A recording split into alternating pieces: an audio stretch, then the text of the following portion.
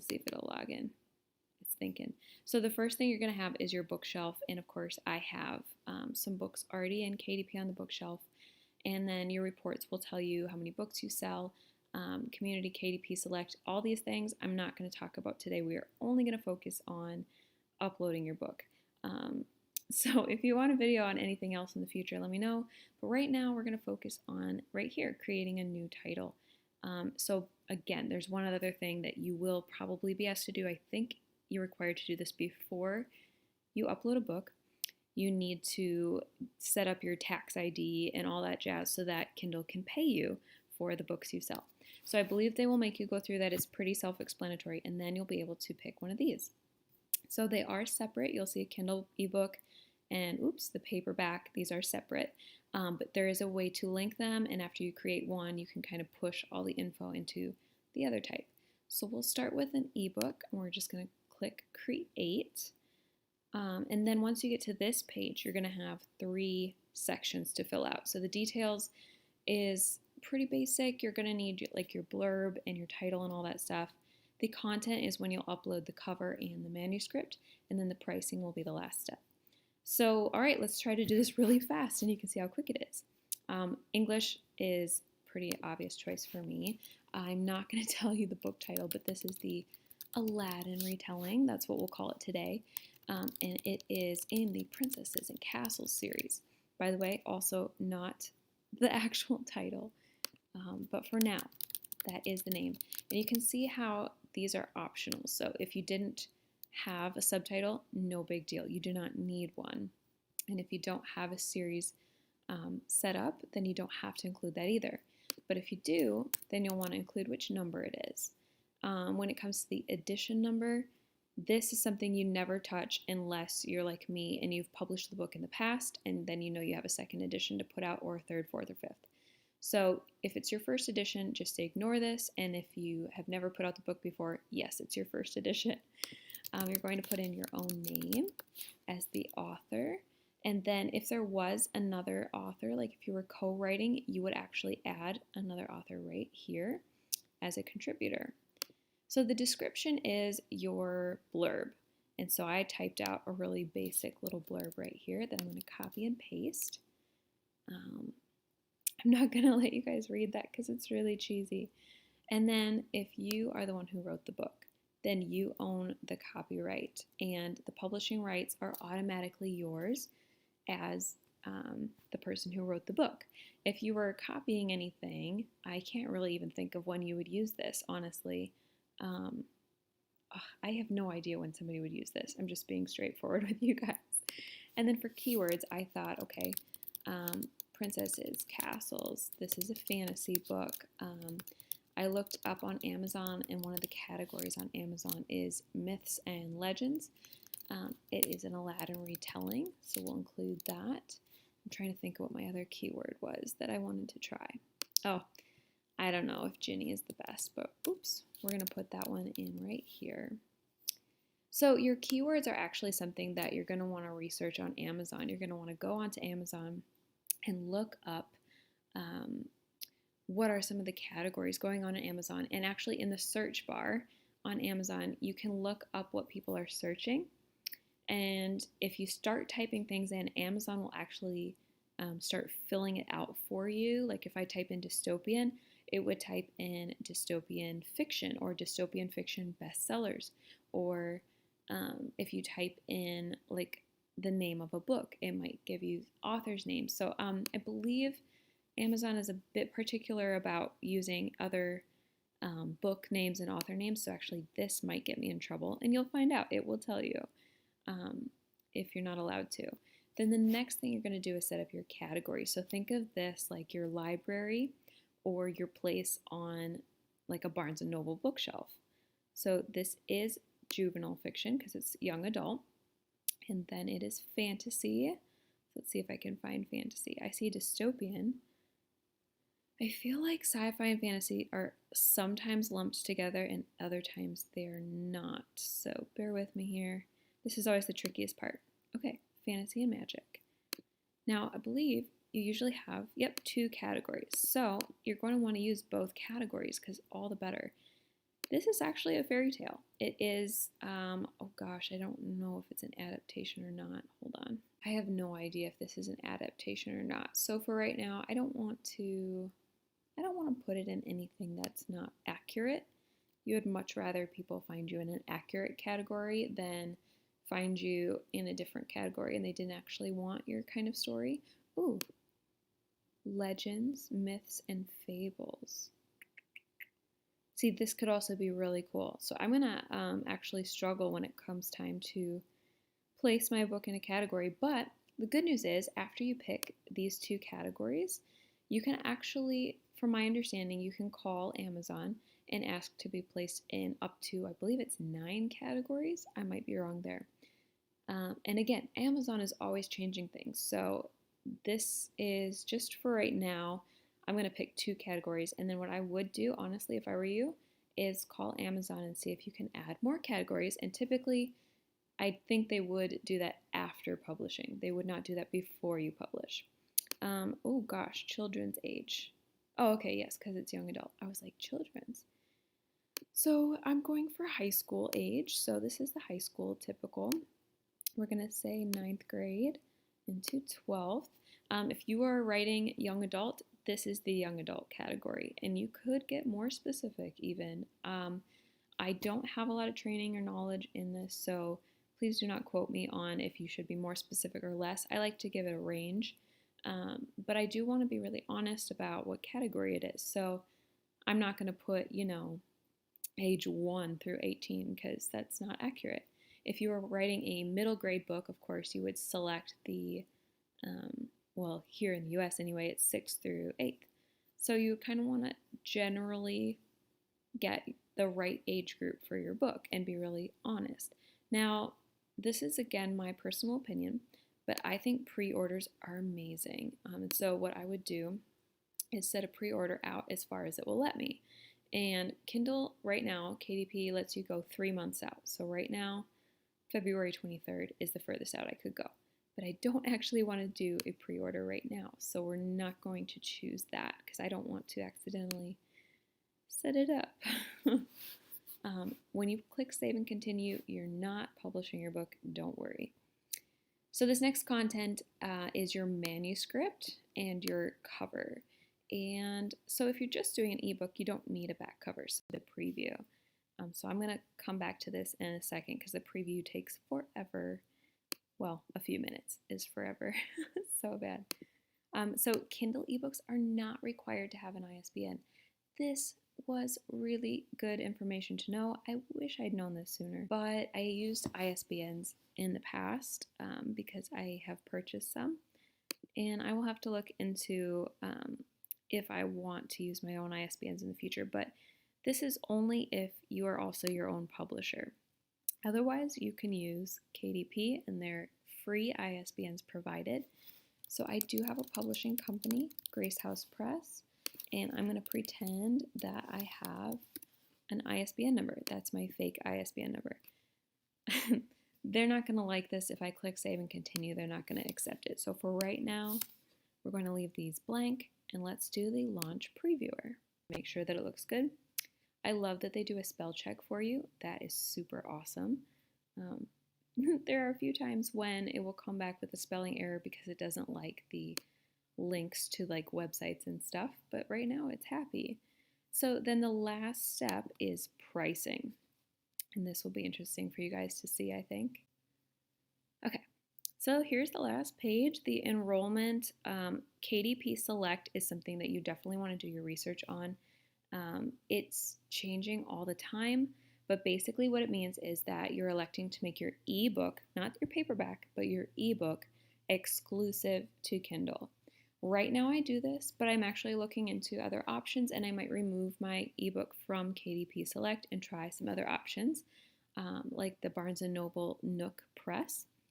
And so let's say for right now, yes, I'm going to enroll my book in KDP Select, and you can pull your book out. I think they have a learn more button for how long it takes to pull your book out. But when you do KDP Select, you actually can, it says reach more readers and earn more money, maximize and all that. But this basically means that people who pay for KDP Select, I believe, can read your pages for free, and then you get paid per page. So you get some money when people read by pages. And then also you are eligible to do some of the Amazon ads, which is really nice. But if you wanted to have your ebook anywhere else, then you would just not select that. And you can also opt into this later if you want to. So let's say I've decided I want to think about it and maybe opt in later. You can always opt in right here and just go to that page and learn all about it. And then, okay, so select the territories for which you hold distribution rights.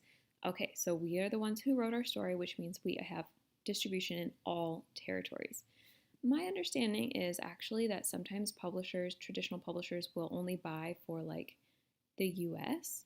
And so then you would no longer own the rights, but maybe you could publish in other countries. I don't fully know. Again, don't quote me on that. But then here comes the royalty and pricing section. So you can see how there's two options. You can get 35% royalties or 70%. If you choose the 35% option, you are able to sell your books for much lower pricing, as low as 99 cents. But you only get a 35% royalty if you choose to do that. If you want a higher royalty of 70%, your ebook actually has to be $2.99 through $9.99, which is very interesting to me. When I ran sales, it kind of bummed me out because I wanted to sell my book for 99 cents or even $1.99. And I believe Evelyn's number is, let me just check. Yes, Evelyn's number is $1.99 to buy right now. So I actually have it on the 35% royalty, which is kind of a bummer. But I wanted you guys to be able to get it for a good price and have this sale through Cyber Monday. And then I'll probably put it back to 70%. So let's see the lowest, the $2.99, if you were to sell it. And this will actually depend on page count, and it depends on, they have a little delivery charge, so 12 cents to deliver that many pages to somebody's inbox. So your royalty is $2.01. On the other hand, if you go to the high range, the $9.99, say you decided your book is worth $10 as an ebook, which is pretty steep for an ebook, unfortunately. This would be really nice because an ebook gets a great royalty compared to paperbacks, like way better. But $6.91 is what you would make on that. So they are taking a percentage. And let's say your typical, I feel like I see a lot of $3.99 ebooks. So you would make about $2.71. So you can play around with this for your own book, and you will see different royalties based on what your current page count is. Now, obviously, I threw in a manuscript from Evelyn's number, which I think is about 300 pages, and that's not the manuscript. Like, when it comes to this, it'll be a different royalty for this actual book. Kindle Matchbook is optional. I currently, let's see, give customers who purchase your print book the option to purchase your Kindle ebook for $2.99 or less. This is really cool. Now, I have done this once when I bought a book and then I really wanted to read it right away. It was like another dollar to buy the book, but typically I don't see people doing this very much. So I have never enrolled in Kindle Matchbook, but you could if you want. The next option is Kindle Book Lending. Again, optional. Allow your customers to lend your ebook after purchasing it to family and friends for a duration of 14 days. This says it's locked for me. Let's see. Oh, okay, titles with 70% royalty option are required to be enrolled. So I guess I have always been enrolled in this, and as long as I'm at 70%, I'll always be enrolled in this automatically. Terms and conditions, this is really important to know. It can take up to 72 hours for your title to be available for purchase. So if you are doing a launch day, this can get a little bit it can get a little bit tricky to make your decision. Do you upload early and then possibly your book will say it's uploaded to Amazon earlier than you really wanted it to be? I say it's better to do that than for your book to be late, because when I released Pearl's number, I did this around. Be very careful of this button here unless you actually want it to publish. Let's go to Pearl's number right here. And by the way, once you have it all set up, you can save it. Like this says continue setup because it's been saved as a draft. And then if you're wanting to link an existing paperback, such as the one I had on Ingram Spark or the one I had on CreateSpace in the past, that's how you would do that here, by pulling up the ISBN number of the paperback you set up. Or now, when you set up in KDP, you would click this option right here and create a paperback as well. But so these books are live, but you can still go in and change them. I'll just run through this really quick because I think you guys would enjoy it. These are your 3 sections that we just went through. But once you have the book set up, you can also request proofs. You can request author copies, and you can promote and advertise, which is that KDP Select option. You have to be enrolled in KDP Select, from what I understand. Just so you know, proofs come with that awful, disgusting bar across the front cover, but the author copies are just like the ones that your readers get, the beautiful finished book, and they are for much cheaper than if you were to buy your book on Amazon. So always try to use your author copies option. It's like $5 versus 15. You can take your book off, and you can unlink if they were, say, accidentally linked, like if I linked the Aladdin retelling to Pearl's number somehow, you can unlink that. So let's go into the ebook. Paperback. That's why it wasn't showing up, because only in the paperback will you see this little note on the back bar. Oh, by the way, for paperback, this I guess is an ebook tutorial, but when you come to the paperback, you will also have your print options. So this is something I didn't walk you through. But you can choose what color paper you want, cream, white, and if you had color, you could choose that. I can't change anything because it's published already. The trim size I have right now is 5.25 by 8, and you have lots of amazing little helpful tips on KDP where they'll help you walk through it. And let's see, I have it on bleed, which just means that everything goes right out to the edge. That's for my map. And then I use a matte cover, but you could do a glossy cover. Okay, here we go. This little box right here is what tripped me up and kept my book from publishing for almost 2 days, I think, until they got back to me and helped me out. So it says, check this box if the cover you're uploading includes a barcode. If you don't check the box, let me also show you how to create a paperback. All right, so when I clicked create a paperback under the Aladdin retelling, it linked everything in, which is so awesome. I love this. I don't have to do anything. I just save and continue. Okay, so here you could choose to do the free ISBN, or you could choose to use your own and input that in your publishing company here. That's the imprint.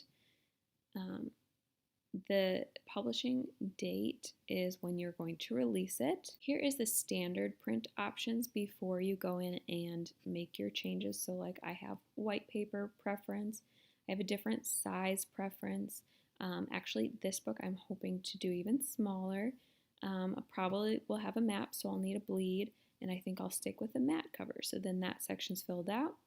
I would upload my manuscript, and then right here, let's just show you how the cover creator works, because this is really fun. I would not recommend you using the cover creator, but I'll just show you for kicks. They actually have some really fun designs, but I still wouldn't recommend it because there you go. I have a Kindle ebook started, and I have a draft for the paperback. And of course, if I want to delete them, which I do because they're not accurate, then I can go and delete them there, or I can continue setup. But this is how you do Kindle direct publishing. So I hope this helped you guys. Let me know if you want me to go through the other publishing companies that I'm considering using. I know I want to look into Nook Press, Kobo, into Google Play, and there's an iApple or iBooks, something with Apple. So anyway, I want to look into all of that. And if you guys are curious, I could definitely walk you through what I think after I've tried them all. And